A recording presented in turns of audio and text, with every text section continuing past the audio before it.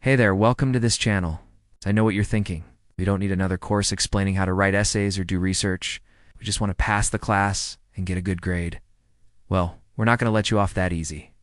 So put those textbooks away, because we're going to teach you something that will help you in every class you ever take, not just English. In this video, we'll learn about arguments. What's an argument? Let's find out. An argument is a set of statements called premises that are intended to support or justify another statement called the conclusion. For example, all dogs are animals. My pet is a dog. Therefore, my pet is an animal. In this argument, the statements all dogs are animals and my pet is a dog are the premises. And the conclusion is therefore, my pet is an animal. It's important to remember that an argument isn't the same as a fight or a disagreement. It's a reasoned attempt to persuade someone that a particular claim or conclusion is true or valid. Now that you know what an argument is, let's see how to construct one and identify the conclusion.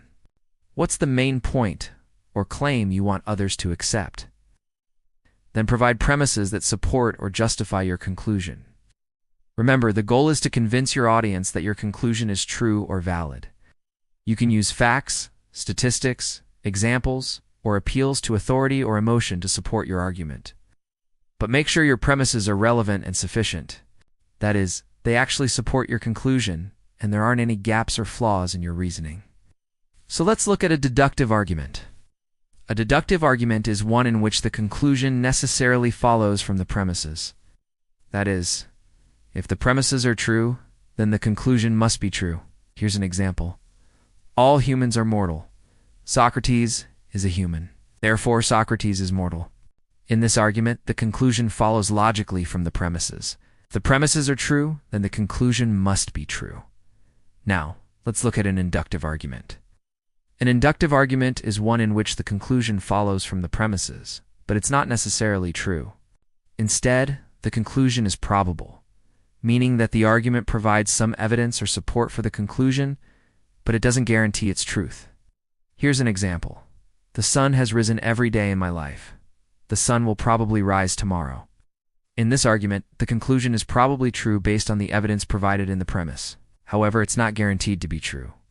There's always a small chance that the sun might not rise tomorrow. So why does this matter? Well, understanding arguments will help you analyze how others think, construct stronger and clearer positions, and identify flawed logic and bias. You will also be able to construct your own arguments and use evidence and reasoning to support your claims. Thanks for watching. See you next time.